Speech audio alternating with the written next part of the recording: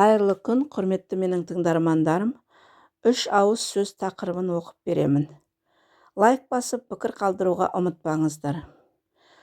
Бұл тақырып әрі ертегі, аңыз және өсиет болып есептеледі. Үш ауыз сөз. Ертеде бір байдың жалғыз баласы жылқы бағып жүрсе, бір адам келіп, балам, бір үйір жылқы берсең, мен саған үш ауыз насихат сөз үйретейін депті. Бала тұрып, құт берейін, үйретіңіз дейді. Әлгі кісі, балам, суын ішкен құдыққа түкірме, ертеңгі аста тастама. Оң қолың ұрса бастаса, сол қолың араша болсын дейді. Бала бір үйір жылқыны береді. Әлгі адам жылқыны айдап, өз жөніне кетеді. Кешке бала үйіне келеді. Әкесі, мал аман ба дейді. Баласы, мен үш ауыз насихат үйреніп, бір айғыр үйір жылқы бердім, басқа мал аман дейді. Әкесі ашуланып, баласын қуып жібереді. Әкесінен түңілген бала бірнеше күндер далада қаңғырып жүріп, бір қалаға келеді. Қаланы аралап жүріп, хан ордасына кездеседі. Ханның нөкерлері мұның жат жерден келгенін, бөтен адам екенін сезеді де жөн сұрайды. Неғып жүрген адамсың? Жұмыс істемейсің дейді. Денім сау, неге жұмыс істемеймін? Жұмыс табылса істеймін деп жауап береді. Нөкерлер ханға келіп, бір жолаушы жас бала жігіт өзі ақылды, есті көрінеді. Қызметші болғысы келеді дейді. Хан шақыртып көрсе, бойы сымбатты, түрі әдемі бала жігіт екен. Хан мақұл деп көреді де, сен менің есігімнің алдында күзетші болып тұр, дейді. Бала есік күзетшісі болады. Бұл екі ортада ханның әйелі бұған ғашық болады. Сен мендік болайын, ойнап күліп жүрейік, деп ертеңді кеш айналдыра береді. Бала ханның әйелінің сөзіне азады да көңілі ауады. Бірақ көңілі ауса да, әкем мені неге айдап жіберді? Бір айғыр үйірлі жылқыны неге бердім? Шал, суын ішкен құдыққа түкірме деген еді ғой, деп оның үйреткен сөзіне есіне түсіреді. Ханның әйеліне көнбейді. Баланың болмайтынын біліп, ханның әйелі күдер үзіп, мына жаңа жүрген жаман шірік мені қойнына ал деп қоймайды, деп ханға шағыстырады. Хан ертең оны өлтірмекші болып, көміршілеріне, ертемен кім бұрын келсе, соны отқа салыңдар деп бұйрық береді. Содан хан балаға, ертең барып көміршілерден бір қап көмір алып кел деп бұйырады. Бала ерте тұрып көміршілерге жүгіріп бара жатса, бір кемпір алдынан шығып, еу балам, дәм татып кет, дейді. Жұмысым асығыс, ханның жұмысы еді, деп бала кете бергенде, балам, уақыт әлі ерте ғой, дейді кемпір.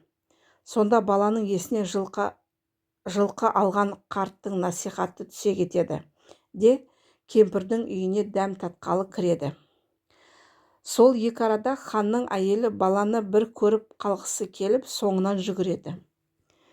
Ханның әмірін орындауға әзірленіп тұрған көміршілер жүгіріп келген әйелді ұстап алып, жанып тұрған отқа тастап жібереді. Кемпірдің үйіне тамаққа алданып қалған бала көміршілерден бір қап көмірді ала сала жүгіріп үйіне қайтып келеді. Хан оның тірі қайтып келгенін көріп таңданады. Қараса, хан ордасында әйел жоқ. Әркімнен сұрайды, ешкім білмейді. Бала неғып аман келді, деп көміршілерден хан сұратады. Көміршілер, ханның өз жарлығымен ханымды отқа тастадық, дейді. Мен баланы отқа салуға бұйырып едім ғой. Бала, сен жәдігөймісің, деп хан балаға қаһарланады. Сонда бала, тақсыр, менің бір қасық қанымды қисаң, сөзді расын айтайын, дейді. Хан рұқсат етеді. Тақсыр, мен бір байдың баласы едім. Жаңадан үйленіп едім. Далада жылқы бағып жүргенімде бір адам келіп, бала, бір айғыр үйір жылқы берсең, 3 ауыз насихат сөз үйретейін депті. Мақұл, бір айғыр үйір жылқы беріп үйрет дедім. Сонда әлгі адам, балам, суын ішкен құдыққа түкірме, ертеңгі асты тастама, оң қолың ұрыса бастаса, сол қолың араша болсын депті. Мен соны үйреніп кешке үйге келген соң, осы сөздің бәрін әкеме айтып едім, ол кісі мені ұрып, соғып үйден қуып жіберді. Сонан тентіреп сіздің алдыңызға келдім. Ханым, мені ертеңді кеш менімен ойнап күл, деп тынышымды алды. Ойнап күлейін десем, бір айғыр үйірлі жылқы беріп үйреткен насихатым есіме түсті де, өзім су ішкен құдыққа түкіргім келмеді. Сіз көміршілерге баруға бұйырған соң, қапты алып кетіп бара жатқанда, бір кемпір, даяр тұрған дәм бар, татып кет деген соң, ертеңгі дәмді тастама деген насихат есіме келіп, кемпірдің үйіне бара қалдым. Сонан шығып, көмірді алып қайттым. Менің ханымнан хабарым жоқ, тақсыр, сөзімнің болғаны сол дейді. Хан мұның адалдығына көзі жетіп, бәрекелді, анаңа рахмет, сенің күнәң жоқ екен, ханым өз жазасын өзі тауыпты, дейді де, көп дүниелер беріп, ат мінгізіп, баланы еліне қайтарып жібереді. Бала жүріп келе жатып, мен кеткелі бірталай жыл болды. Менің үйдегі әйелім не күйде екен, деп ойлайды. Түнде ақырын үйіне келсе, әйелі бір жігітпен құшақтасып жатыр екен. Жанынан қылышын суырып алып, шабайын дегенде, баяғы насихат сөз есіне түсіп, сол қолымен оң қолын ұстап, не істерін білмей тұрған кезде әйелі оянады. Қорқып тұрып келіп, өзінің күйеуін таниды.